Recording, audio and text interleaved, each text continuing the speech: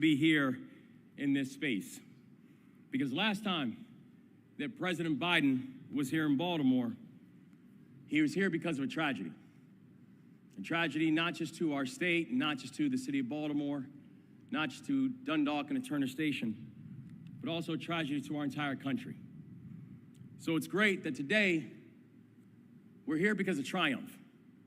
A triumph not just for Baltimore and Maryland and a triumph for Dundalk and Turner Station, but a triumph for this entire country.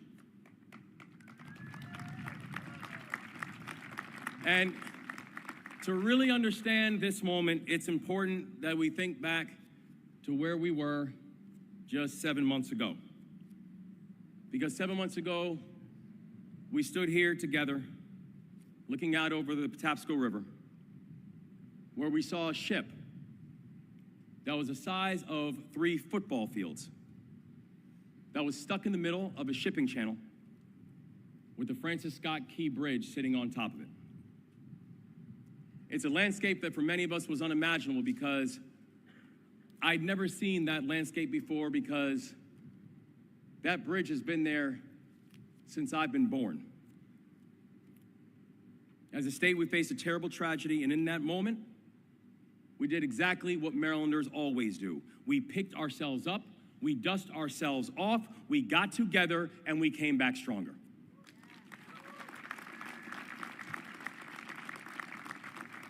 And so when people ask the question and said, so how did y'all get the channel cleared so quickly? How are y'all able to move a massive vessel without a single major injury? How are you able to support our amazing workers and businesses and victims of the tragedy? And my answer is simple. It's because we have the best workers on the planet, and it's because I have the best partners that any governor could ever ask for. And I want to say from the bottom of my heart, and I will say it until my last breath, thank you, President Biden, and thank you, Vice President Harris.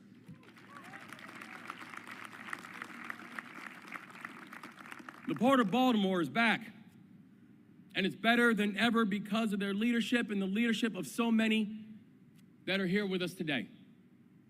It's the leadership of our extraordinary congressional delegation, including Senators Cardin and Senator Van Hollen, Congressman Mfume, Congressman Hoyer, Congressman Sarbanes, Congressman Ruppersberger. I want to thank you all for your leadership. We're here because of the extraordinary military and state and federal leaders that made up Unified Command, who did an absolutely amazing job helping to get this city and this state back on our feet. We are here because of our extraordinary state and elected officials, including my friends Mayor Scott and my friend, County Executive, Congressman Johnny Olszewski. We're here because of our amazing union partners. We're here because of We're here because of the extraordinary private sector partners who stepped up. We're here because of Marylanders all across the state of both political parties and all backgrounds who stepped up to serve because the people of our state needed it. And when the story of the port is written, it won't just be the story of survival. It'll be the story of renewal. The Port of Baltimore is the gateway to America, and we are going to live up to that namesake. The Port of Baltimore will continue to lead in the transportation of cars and farm equipment. The Port of Baltimore will continue to lead in the import and export of billions of dollars of cargo every single year. And thanks to the leadership of President Biden, the Port of Baltimore will now be the leader in clean energy transition that the whole country will look at in awe.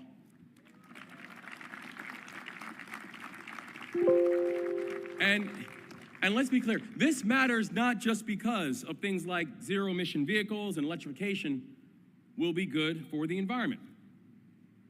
But you know what it's also good for? The people who will be building the grid. the people who will be installing the equipment, the people who will be maintaining the equipment. This transition will not just be good for the environment, but it'll be good for the people that matters most, our workers.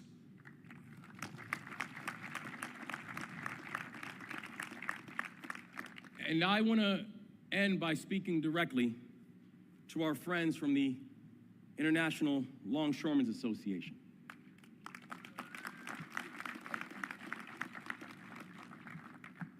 Brothers and sisters, I know that this year has been hard. I know you and I have gathered here at Dundalk Terminal quite a few times in these past months. We met right here after the bridge collapsed, and we told you that this administration would have your back, that we would make sure that you got the financial relief that you needed, and that you would get back on the job as fast as possible. We met here again when you went on strike, and together, we stood on the picket lines. You have been there for us every single day, and I'm here to tell you that we will be with you every single day as well.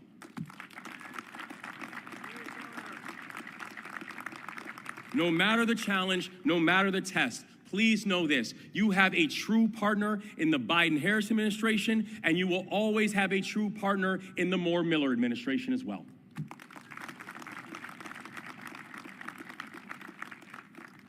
This is going to be Maryland's decade. We have said it, and these other governors are starting to believe it now. This is Maryland's decade, but the reason it is going to be Maryland's decade is because we will be union strong.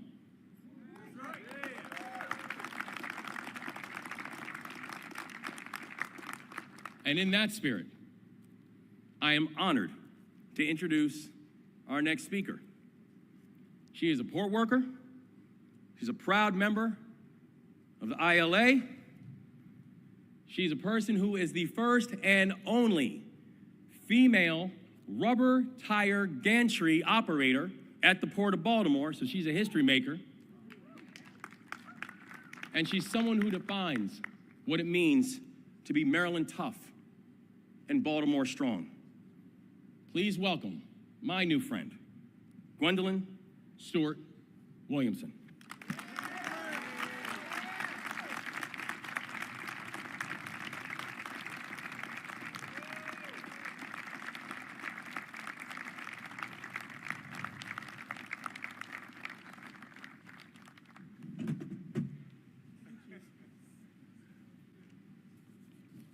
Good afternoon, everyone.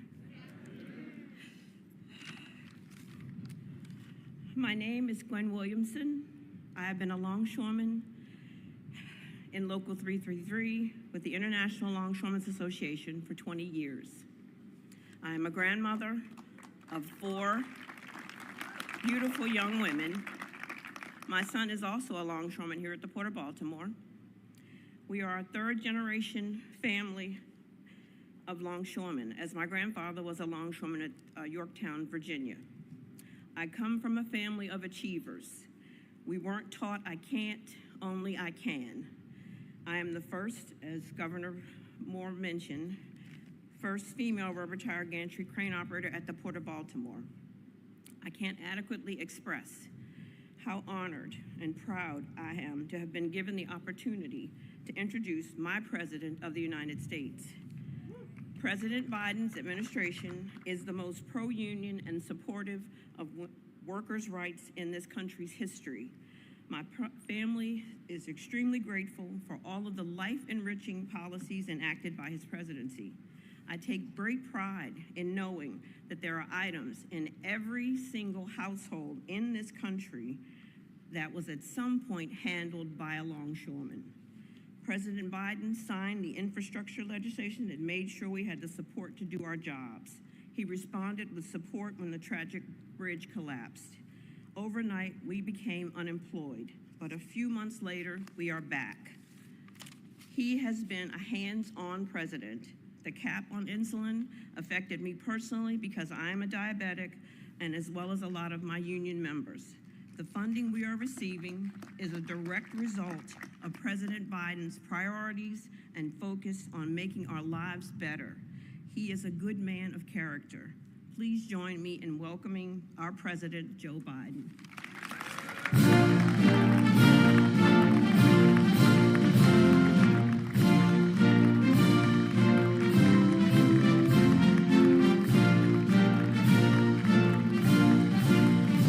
Baltimore.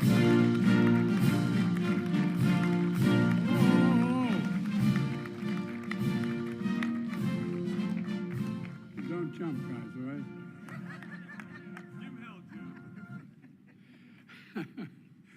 Thank you, Gwen, for that introduction. And a big congratulations to your fellow longshoremen who just won a record wage gains. You deserve it, man.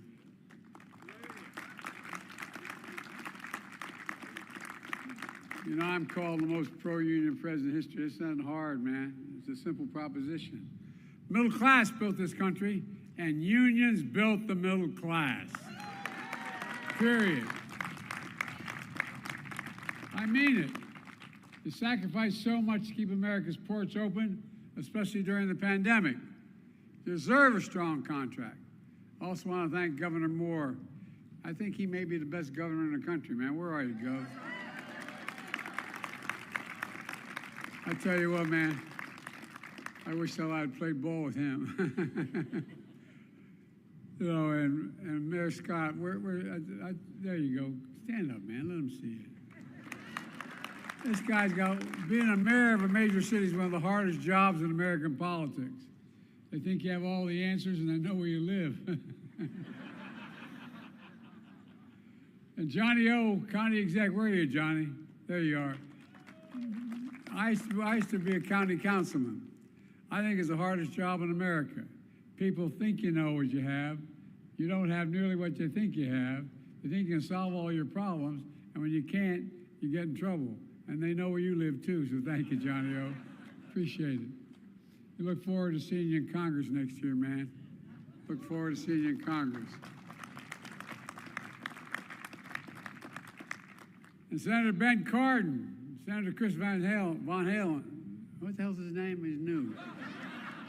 Chris and I have been doing this for so many years now, it's getting old. Or at least I'm getting old. Chris isn't getting old. And Ben, we're going to miss you in the Senate. We're going to miss you in the Senate. I want to thank Congressman Mufumi and Ruppersberger and Sarbanes. But you know, every time I see Sarbanes, he seems about a foot taller. I don't know, man. Work his dad taught me that I better understand and learn. I better learn Greek or I'm going to be in trouble. And my good friend, and he is a good friend, we've shared a lot together, Steny Hoyer. Steny, thanks for all you've done, pal. And from my cabinet EPA director, Michael Regan. You know, last spring in the dead of night, that massive container ship crashed into Key Bridge. Within seconds, steel beams crumbled into the harbor like toothpicks. 30,000 people lost their daily route to work, to school, and to home. 20,000 port-related paychecks became at risk. 6 construction workers were killed in the process. All were Marylanders, hard-working, strong, and selfless. I remember their families, as many of you did, and I vowed to them we'd never forget the contributions these men made to this city. And we do everything possible to reopen this port as fast as it possibly could be. I'm proud to say, with all the folks assembled here and the unions assembled here, you did just that. The Port of Baltimore is back open for business. I want to thank the Coast Guard, the Navy, the Army Corps of Engineers, helped remove 50,000 tons of concrete and steel wreckage. 50,000 tons. Some thought the Mississippi Channel would be blocked for 6 months or more, but you cleared it in 78 days. 78 days. On top of this, my administration provided $60 million in federal funding for response and recovery, offered grants to displaced port workers to get paid to help with the cleanup, and teamed up with businesses to keep auto and farmer shipments moving. Result, 8,000 workers back on the job. Over 100,000 tons of cargo pass through this port again on a daily basis. But as I promised last spring, we won't stop until the new bridge is finished completely. Finished. I'm calling on Congress to fully fund it this year, before we go out, this year. A new bridge built with American steel and union labor. And that's not all. For years I've been saying it's not enough just to rebuild America. We have to build it back better and stronger than before. That's why today I'm proud to announce we're delivering $3 billion in funding from my Inflation Reduction Act to help clean up and modernize ports in 27 different states and territories, from Pennsylvania, Georgia, Michigan, and beyond, including, yes, Puerto Rico.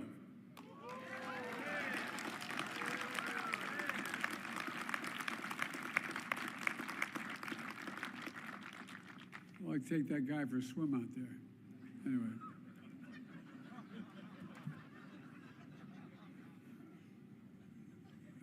Stenny's looking at me, don't get going, Joe. Don't get going, Joe. Slow up. But this also includes a $447 million for the Port of Baltimore to upgrade its cargo equipment, infrastructure, and power grid. Folks, ports are the linchpin to America's supply chain. They keep goods moving, keep the economy strong. They employ over 100,000 union workers, from Teamsters to longshoremen. But for too long, they've run on fossil fuels and aging infrastructure, putting workers at risk and exposing nearby communities to dangerous pollution. Studies show more childhood asthma, lung disease, and heart disease and cancer in folks who live close to ports. This is about environmental justice. I asked Gloria, who you heard from earlier, or any of the neighbors in Turner Station, or across the water in Curtis City, communities too long left behind, simply wrong. The new $3 billion funding we're delivering today will help ports and communities all across America. It will cut ports' opening costs, strengthen supply chains, make America businesses more competitive, and keep consumer prices down while slashing carbon pollution, and support an estimated 40,000 new good-paying jobs at the port in clean energy manufacturing all across America. In fact, the funding for this port is estimated to create 2,000 new jobs. Jobs for longshoremen, iron workers, engineers, electricians, utility workers, steel workers, laborers, and so much more. Good-paying union jobs you can raise a family on. A lot of college degrees. Making sure all new port equipment funded by the Clean Ports program will be operated and maintained by people, not by robots, which are going to protect those jobs far into the future. Folks, this is just a small part of what we call Investing in America agenda. To invest in America and all Americans. It's working. Just look at how far we've come from the crisis we inherited from my predecessor. Example, my American Rescue Plan, which not a single Republican voted for, I might add, although there's conversions, delivering immediate economic relief to those who need it most and got us through the pandemic.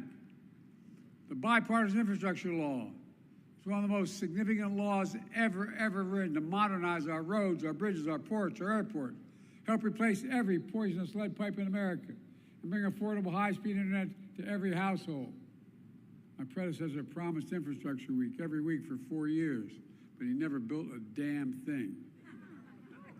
My Chips and Science Act, also bringing semiconductor and advanced manufacturing back home where it belongs, where it started.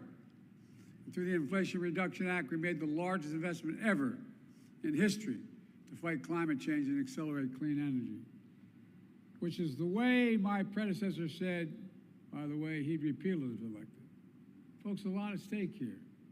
We're all investing in America agenda, and because of what we did, remember how we were going to go into depression and all that stuff? Guess what?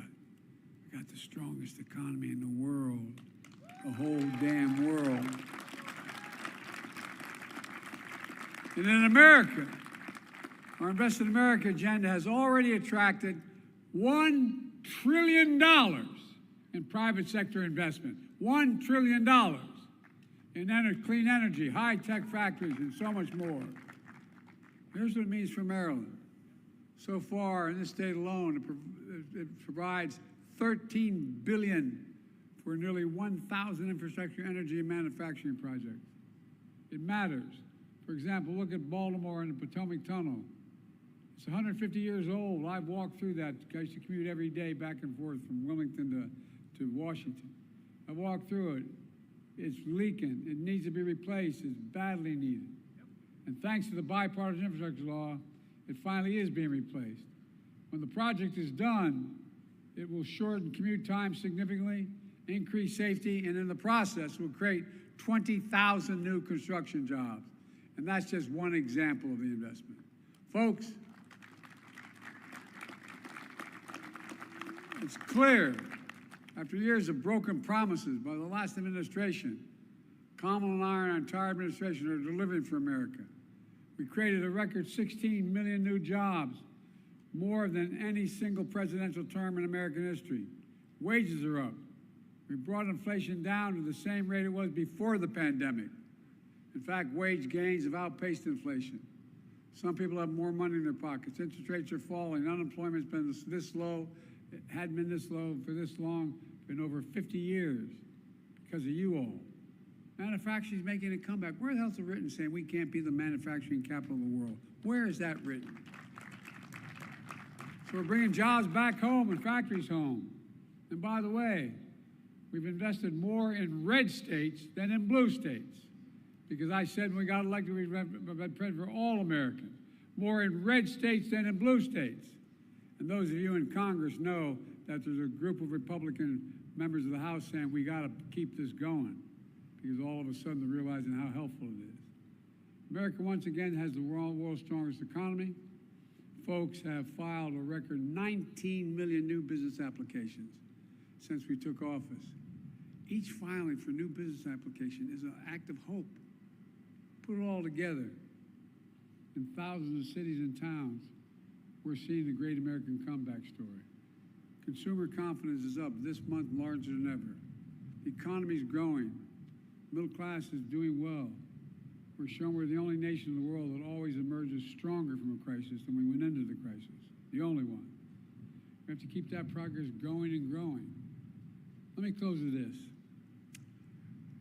When I see this port now, cranes in the air, ships and cargo on the move, I hope and feel what I hope you feel, a real sense of pride. I mean it sincerely. Pride. Pride in your community. Pride in our country. Pride in the capacity of our labor unions. That's what Baltimore Strong is all about. It's about pride. I know because generations of Bidens lived here since the 1850s. My dad was born here. He always told me, the true measure of a person is not how often you get knocked down. It's how fast you get back up. That's Baltimore, it gets back up fast. That's Maryland, it gets back up. And that's why I've never been more optimistic for our future. We just have to remember who the hell we are. We're the United States of America. And there's nothing beyond our capacity when we do it together. So let's keep working together. God bless you all, and may God protect our troops. Thank you, thank you, thank you.